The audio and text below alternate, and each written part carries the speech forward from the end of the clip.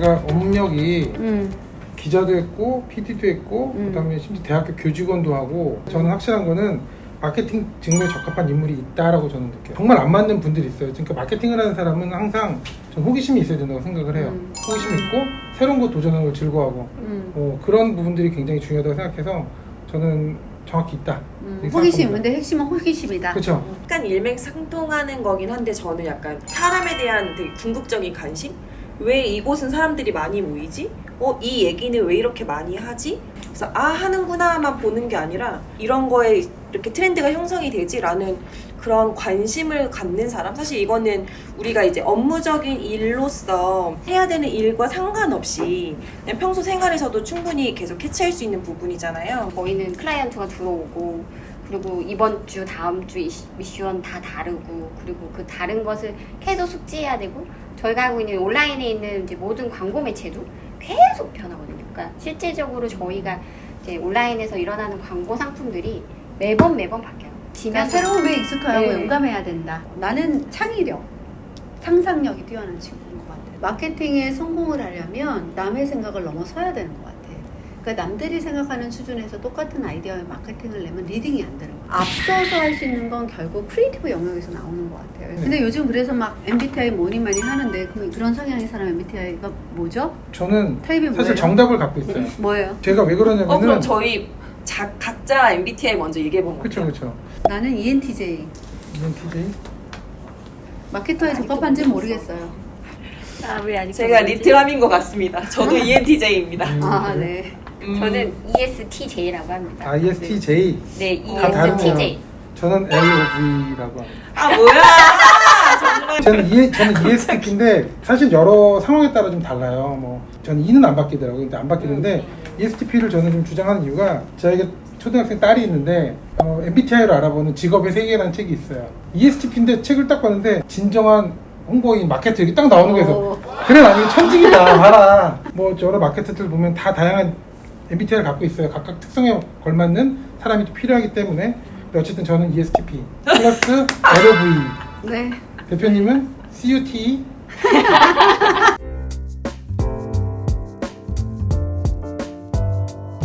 김정우님은 그러실 것 같고. 아니요, 저는 워낙에 아티스트가 되고 싶어서 창의적인 측면에서 저는 많이 영입을 해요. 사실 마케터는 그게 현실에서 이제 돈을 만들어내고 이게 상품을 만들어내고 어떤 이익을 만들어내는 데 집중한다면 저는 그러니까 마케터들한테 영감을 주는 마케터, 즉 아티스트가 되고 싶은 생각이 돼요. 그러니까 사실 우리가 전시를 보거나 이런 예술가들을 많이 접하는 이유가 사실 영감을 받으려고 하잖아요. 제가 조금 더 주니어였다면 다시 또 마케터를 하고 싶다고 했을 것 같아요. 근데 지금은 사실 제가 가장 갈구하는 게 영감 받는 순간이거든요. 사람을 통해서 영감을 받을 수도 있고 뭐 사물을 통해서 영감을 받을 수 있는데 그런 의미에서 제가 좀 더 다음 생에 기회가 있다면 우리 마케터들 후배들한테 영감을 주는 아티스트가 되고 싶습니다.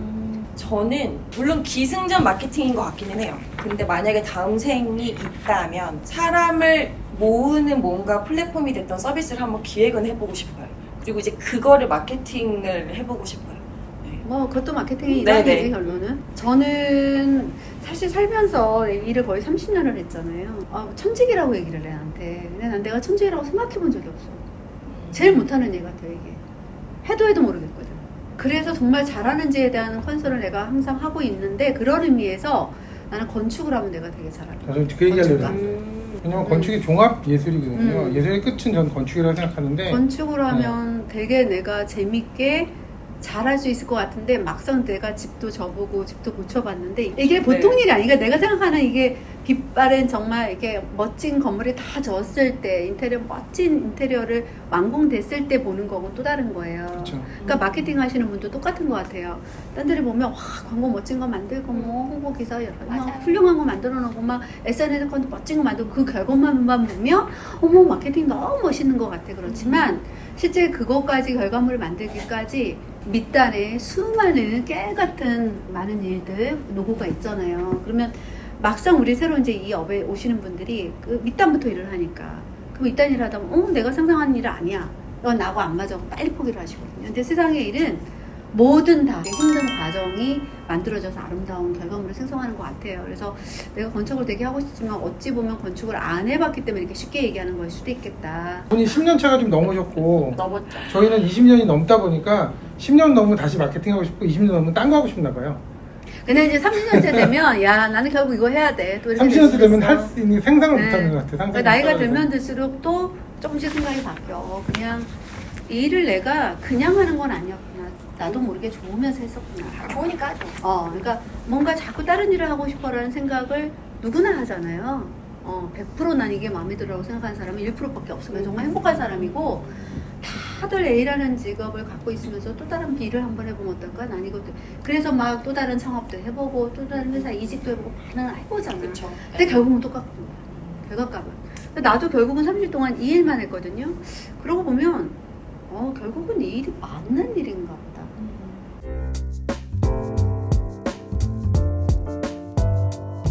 클라이언트에 대한 애정과 관심. 그게 없으면 우선은 밑바닥의 시작점부터가 너무나 다른 거기 때문에 내가 관심 가면 하나라도 더 보고 내가 그게 너무 좋으면 하나라도 더 챙기고 뭐든지 관심 주고 챙겨주면 결과값은 다를 수밖에 없거든요. 가장 성공과 실패에 대한 원인의 가장 첫 번째인 것 같아요. 브랜드를 저는 약간 사람들이 볼 때 이해를 못할 수 있는데 저는 이게 브랜드라면 저를 체화시켜요. 그쵸? 그게 얘가 나다. 필요해요. 맞아. 버드와이저 담당을 하고 있는데 버드와이저는 나다. 내가 옷을 입고 세수를 하고 뭐 씻고 뭐 나의 어떤 무드를 만들 것처럼 내가 버드와이저라면 나는 어떤 모습으로 사람들한테 비춰져야 될까 이렇게 버드와이저 관점에서 이렇게 보는 거죠. 그런 식으로 하다 보면 뭐 성공 실패를 넘어서 브랜드를 좀 더 잘 이해하게 되고 좀 새로운 아이디어들도 나오는 것 같아서 캠페인을 좀 좋은 쪽으로 이끌어 가는데 좀 밑거름이 되지 않는가 저는 그런 생각이 드네요. 나는 정말 관심을 가진 집중력이라고 생각해요. 뭔가에 내가 올인하는 집중력이 생기는 순간 관심이 커져야만이 그것도 가능한 거고 집중을 하게 되면 사랑할 수밖에 없는 거고 집중을 하게 되면 거기에서 발생할 수 있는 모든 문제도 남들보다 더 잘 보여. 일어날 수 있는 문제를 미리 방지하는 것도 성공에 되게 중요한 요인이라서 내가 어떤 프로젝트를 맡은 거에 대해서 굉장히 집중하는 게 난 되게 중요한 것 같아요. 그리고 많은 친구들이 일을 하다 보면 좀 지쳤어요. 힘들어요. 좀 이제 쉬고 싶어요. 이런 얘기 많이 해요. 약간 마케팅하는 친구들은 어떤 프로젝트를 성공하려면 거기에 집중을 해야 되는 게 되게 중요해요. 그래서 내가 안 지쳐야 돼. 안 지쳐야 즐겁거든요. 집중력이 되게 중요하다는 생각이 듭니다.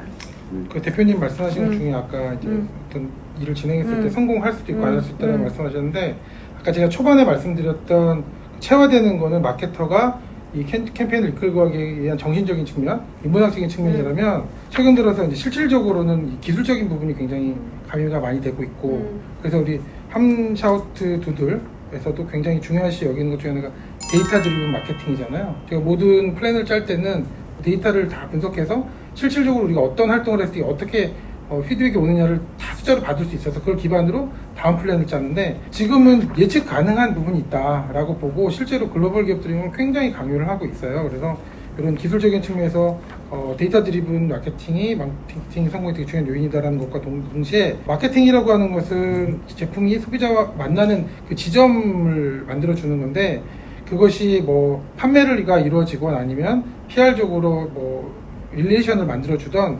사실은 오프라인에서 만나는 거는 전통적인 방법이니까 당연하고 그 이외에 나오는 것이 바로 디지털 컨택트인데 그 커넥티비티에 있어서의 기술적인 우리 이해도가 굉장히 높아야 된다고 생각을 하고요.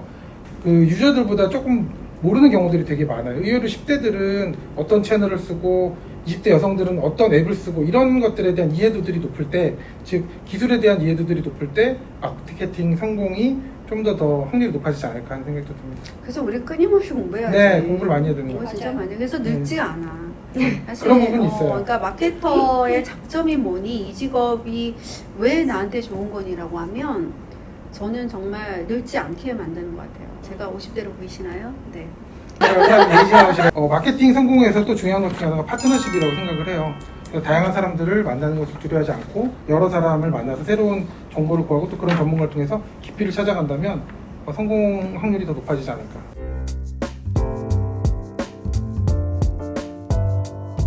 일단 바로 생각나는 게 두 가지가 있는데 하나는 그 전화의 끝이 감사합니다로 끝나는 경향이 다소 있어요. 출근할 때 저는 자차가 아니라 대중교통을 이제 이용해서 출퇴근을 하는데 의도치 않게 그 칸에 만나는 그 랜덤한 그 사람들이 뭘 하나를 조금 보게 돼요. 하다못해 OTT를 이용한다 하더라도 이 사람은 넷플릭스를 쓰네? 특히 이제 어떤 기사를 볼 때 네이버를 통해서 들어오는 사람이 있고 다음을 통해 기사를 보는 사람들이 있잖아요.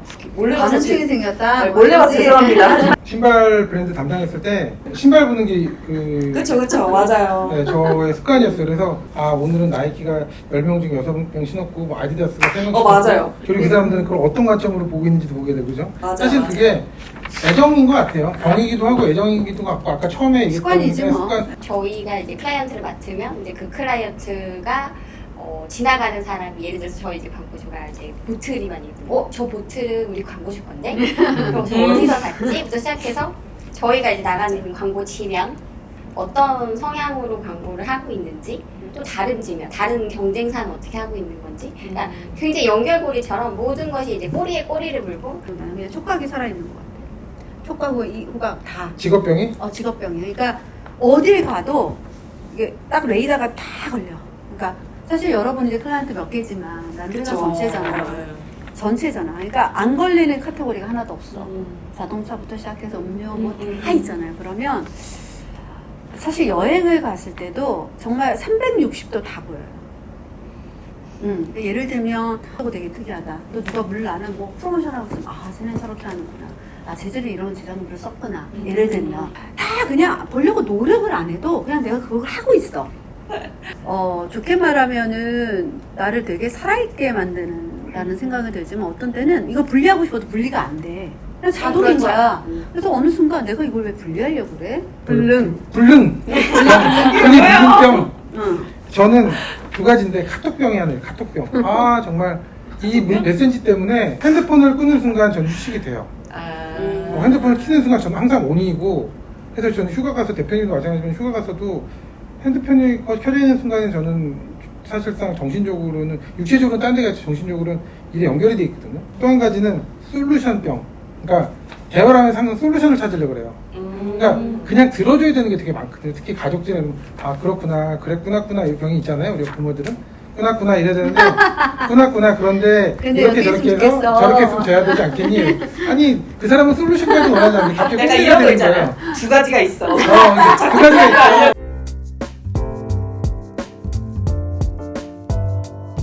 이쪽 분야가 굉장히 재밌고 생동감 있는 그런 영역임에도 불구하고 이 영역이 잘 안 알려진 것 같아요. 그러니까 마케팅이라고 하면 좀 막연해요. 어떤 브랜드가 유명하면 브랜드를 띄우기 위해서 활동을 했으니까 저게 마케터의 일이라고 생각을 해서 막연한데 막상 오면은 그걸 하기 위해서 굉장히 디테일한 일들이 되게 많거든요. 그런 경험을 좀 해볼 수 있는 데가 사실 인턴십이죠. 근데 인턴십도 되게 치열하다고 하더라고요. 들어온다면은 그런 기회를 충분히 얻을 수 있을 것 같고요. 그 함샤우트가 가장 큰 장점이 사실은 그동안에 많은 우리가 흔히 많이 아는 그런 브랜드들도 많이 경험을 했고 저희 클라이언트로 있었는데요. 현재도 지금 글로벌에서 탑이라고 하는 맥도날드, 코카콜라 그리고 ABN 베브 같은 글로벌 탑 기업들이 있는 이런 에이전시, PR 펌은 정말 없거든요. 그래서 그런 것들을 간접적으로 아마 경험해 볼 수 있어서 제 생각은 사실 우리가 첫 주제가 마케팅이라는 게 특별한 성향을 가진 사람이 하는 것이냐라는 얘기를 했었잖아요. 네. 저는 마케팅은 아무나 할 수 있는 일이라고 생각하지 않아요. 본인이 본인 자식을 잘 파악하는 게 되게 중요한 것 같아요. 그냥 자기가 다 할 수 있을 거라고 착각을 하고 자기 성향이 맞는지를 잘 모르고 선택을 하는 경우가 있거든. 근데 창의적이어야 되고 사람의 관심이 있어야 되고 호기심이 있어야 되고 그걸 문제를 풀어낼 수 있는 열정과 집중력이 있어야 돼요.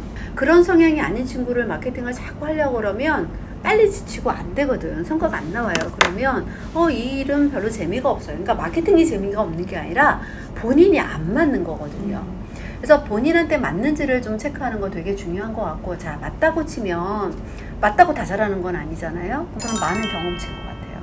세상에 수많은 브랜드들이 있고 수많은 마케팅 액티비티가 있는데 그런 것들을 사실 요즘은 구글링부터 시작해서 포털에서 검색하면 수많은 정보가 있어요. 맞아요. 그 이미지 하나일 수도 있고 영상일 수도 있고, 그러니까 꼭 텍스트만이 아니라 정말 어떤 이미지 컷 하나만 딱 보고라도 이거는 정말 이 감각에서 이렇게 나오는구나. 이 하나는 모든 걸 브랜드를 대변하는 거야.